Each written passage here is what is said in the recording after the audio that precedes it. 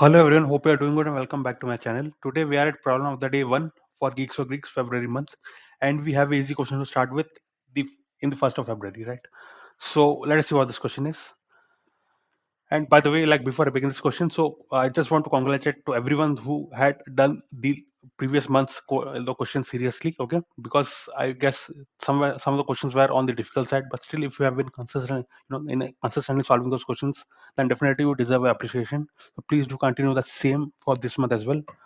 These things will ultimately help you while you sit for placements or while you are changing companies and you face the interviews. Things will determine a lot of what we are going to achieve in that interview. Okay, so that was just something which I wanted to share and begin with. So now let's jump to the question.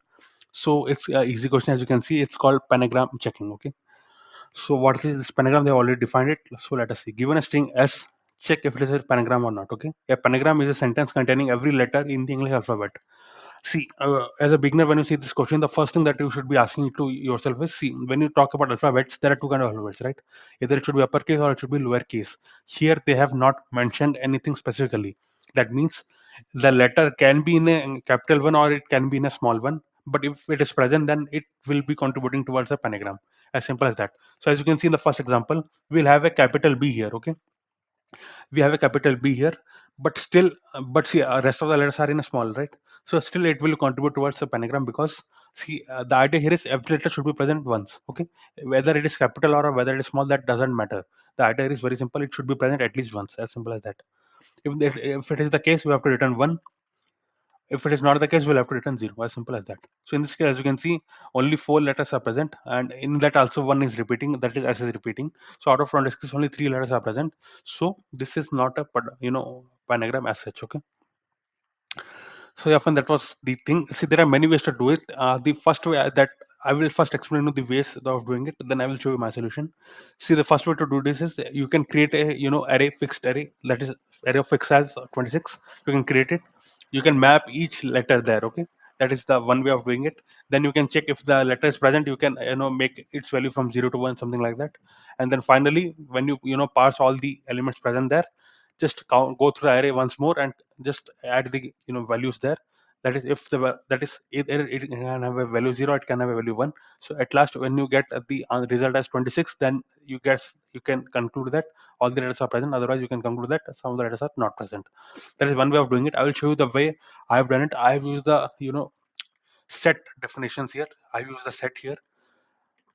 See, when you see a letter, first of all, any question revolving around letters, there are many ways to do it. You can also use the concept of ASCII codes. Okay, what are the ASCII codes? You can maybe Google them once. There are many ways to do these things. Okay, ASCII code is also one of them. But why in this case I'm not preferring to that is, see, here we have, see, ASCII code of capital A and small a, both are different, right?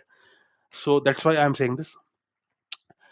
Either you have to convert the every sentence present here, every word present here in a smaller, then maybe you can do that. But uh, yeah, that also can be done. But ASCII codes, if you are aware of what is ASCII code of a, then those things you can use it.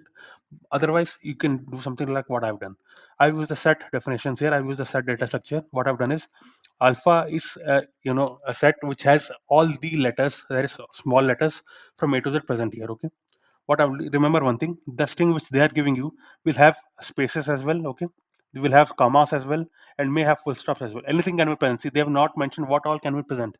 Nothing is mentioned as such. Okay, so what I will do is, yeah, as such, yeah, that is the case. So what I will do is I will go through each character here, and then I will convert it to its lower form. Okay, that is the lower form. That is, if a capital B is present, it will convert it to small b, as simple as that. If a small letter is already present, it won't be converted. Okay, I'm calling that as a Z. Okay, then I will check if Z is an alpha. That I'm doing this to ensure that the character which I'm going to pass is actually alphabet. If it is a space or a comma thing, we will not do anything. Okay, if it is the case, I will add it to the second set. Okay, I have two sets here. One is alpha set, other one is the A set. Okay, if it is a letter present in this alpha set, then add it to the set A. Okay, add it to set A. This follow will run for all the characters present in the string S. Finally, I will check the length of the set A. Okay, if it is 26, then I'm good, return 1. If it is not 26, then there is a case that some letters are not present. Okay, then in the script we have to return 0. So that's is my solution. I will quickly run this and show you. As I mentioned, see, there are many ways to do it. You can do it using the ASCII code as well. without creating any data structure. Or you can create a data structure of that is array of len 26 and map each character, that is a b c d, like that, to each of the indices there, and then also you can do it. Okay, if one of them is present, you can mark that as 1. If it is not present, by default it should be 0.